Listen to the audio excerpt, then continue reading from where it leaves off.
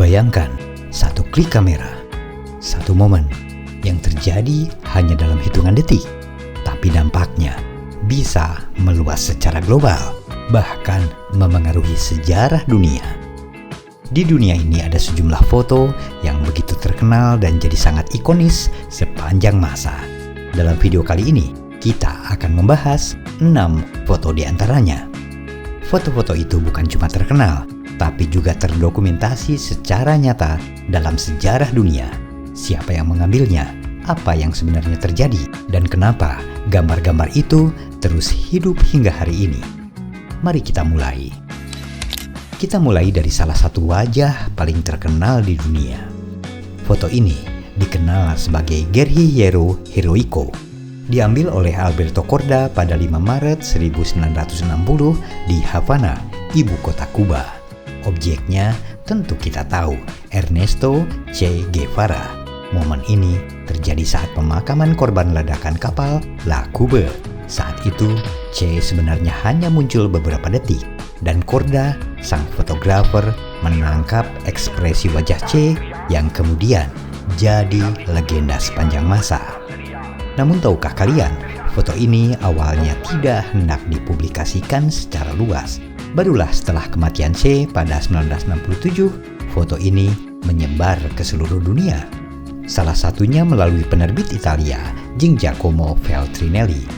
Sejak saat itu, gambar ini jadi simbol global perlawanan, revolusi, dan semangat anti penindasan. Masuk akal karena Ernesto Che Guevara adalah seorang pejuang revolusi, dokter, penulis, pemimpin gerilyawan, diplomat, dan pakar teori militer kelahiran Argentina yang berhaluan Marxis. Ia jadi salah satu tokoh utama dalam revolusi di Kuba. Ia juga telah jadi simbol perlawanan dalam gerakan kontra kebudayaan dan dalam budaya populer di dunia. Es increíble que esa imagen que yo la hice espontáneamente se haya convertido en la imagen más reproducida en la historia de la fotografía y fue tomada casualmente. Ironisnya, foto ini jadi salah satu gambar yang paling banyak direproduksi dan diperjualbelikan di dunia.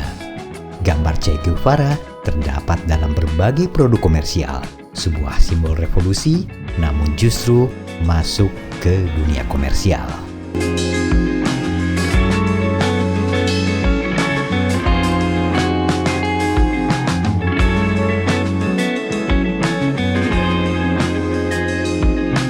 Berikutnya, satu gambar yang langsung dikenali hampir semua orang, terutama para pencinta film.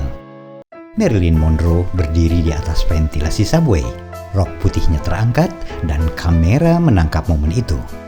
Foto ini diambil tahun 1954 saat produksi film The 7 Year Itch. Berbeda dari yang lain, foto Marilyn Monroe ini bukanlah momen spontan. Adegan ini memang dirancang untuk promosi dan publikasi dengan puluhan fotografer dan penonton yang sudah menunggu.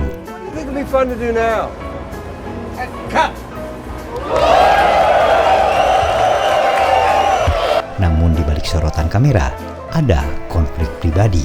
Suaminya saat itu, Joe DiMaggio, dilaporkan marah besar melihat adegan ini, dan tak lama kemudian, pernikahan mereka berakhir. Namun bagi dunia, gambar Marilyn Monroe itu telah jadi simbol abadi di Hollywood, glamor, sensualitas, dan kekuatan citra. Sekarang kita masuk ke medan perang, 23 Februari 1945 di Pulau Iwo Jima. Foto ini diambil oleh Joe Rosenthal. 6 tentara Amerika Serikat terlihat mengibarkan bendera di atas Gunung Suribachi. Satu hal penting, ini sebenarnya bukan pengibaran bendera yang pertama, melainkan yang kedua di hari itu. Namun, momen yang ditangkap Rosenthal, sang fotografer, bukan rekayasa. Ini adalah kejadian nyata yang terjadi di tengah pertempuran Perang Dunia II. Foto ini kemudian memenangkan penghargaan Pulitzer tahun itu juga. Padahal biasanya Dewan Penghargaan Pulitzer mempertimbangkan karya jurnalistik yang diterbitkan pada tahun kalender sebelumnya untuk penghargaan tersebut. Namun mereka membuat pengecualian untuk foto yang satu ini, sehingga diganjar sebagai pemenang fotografi tahun itu juga, hanya sekitar 2 bulan setelah foto itu diambil.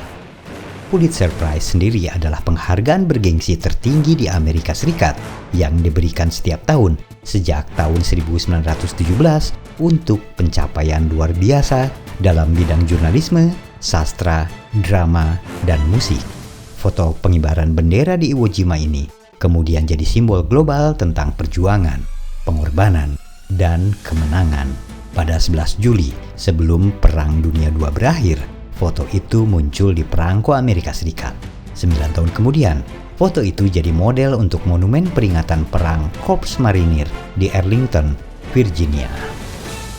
Sekarang kita sampai pada salah satu foto paling mengguncang hati banyak orang.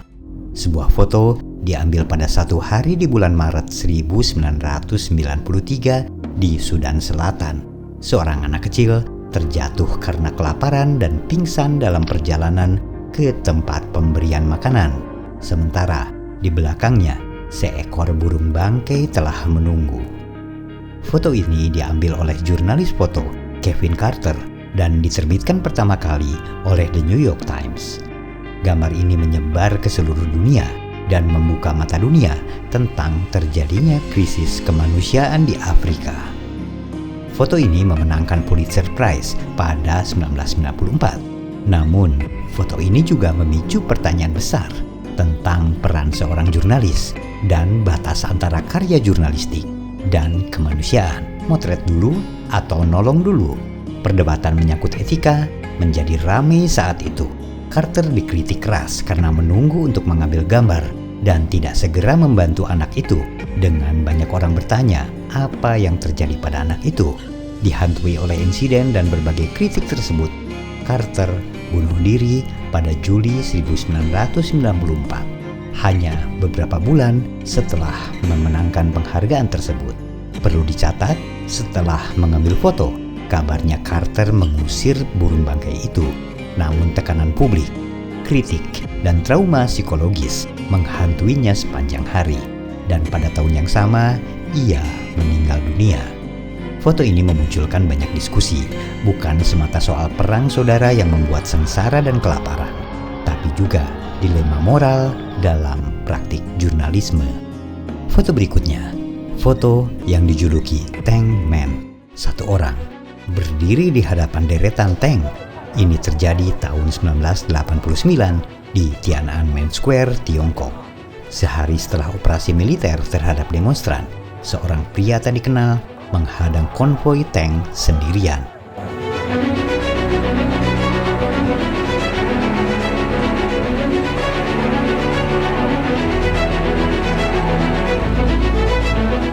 Momen ini diabadikan oleh beberapa fotografer, termasuk Jeff Weiner. Foto ini diambil dari kejauhan dari sebuah balkon hotel di Beijing. Identitas pria itu hingga hari ini kabarnya tidak pernah bisa dipastikan. Namun maknanya sangat jelas. Ini adalah simbol keberanian individu melawan kekuasaan yang sangat besar. Foto itu dengan cepat menyebar lewat berbagai kantor berita besar di dunia. Terakhir adalah sebuah gambar yang terlihat sederhana, namun dampaknya besar dan luar biasa dalam budaya pop. 4 orang berjalan di zebra cross. Mereka adalah George Harrison, Paul McCartney, Ringo Starr, dan John Lennon. Ini adalah cover album Abbey Road dari The Beatles. Difoto oleh Ian McMillan pada 8 Agustus 1969, pemotretan hanya berlangsung sekitar 10 menit. Polisi menghentikan lalu lintas. McMillan mengambil 6 foto dan 1 diantaranya menjadi sejarah.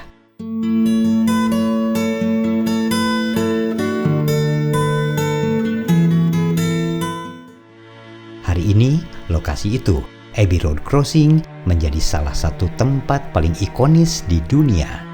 Bahkan, foto ini melahirkan berbagai teori konspirasi. Misalnya, Paul McCartney dikatakan sebenarnya telah meninggal dunia akibat sebuah kecelakaan sejak tahun 1966, dan pria bertelanjang kaki di foto Abbey Road itu merupakan sosok penggantinya. Mereka yang meyakini teori konspirasi juga menyatakan bahwa John Lennon yang paling depan dan memakai setelan rapi putih-putih dianggap sebagai pastor. Ringo Starr yang di belakangnya dengan pakaian hitam-hitam adalah sang pengangkut jenazah. Sementara pilihan bertelanjang kaki Paul McCartney menandai bahwa ia telah kembali ke tanah. Lalu George Harrison yang berpakaian casual adalah si penggali kubur. Dari foto itu, masih banyak teori konspirasi lainnya, mulai dari kehadiran beberapa orang yang tidak sengaja terfoto di belakang dan juga mobil-mobil yang ada di sana. Semua berasal dari satu gambar yang sederhana. Dari revolusi ke Hollywood, ke medan perang, hingga tragedi kemanusiaan, foto-foto ini membuktikan satu hal, bahwa satu gambar bisa melampaui waktu. Satu gambar juga bisa menjadi simbol, bisa menjadi suara, bahkan mengubah cara dunia melihat kenyataan. Mereka bukan sekedar foto, mereka adalah sejarah yang tertangkap dalam satu momen. Kalau kalian suka konten seperti ini, jangan lupa subscribe, like, dan share. Karena di kanal YouTube ini, kita nggak cuma melihat sejarah, kita ingin memahaminya. Demikian kawan-kawan kisah kita kali ini. Sampai jumpa dengan kisah-kisah lainnya.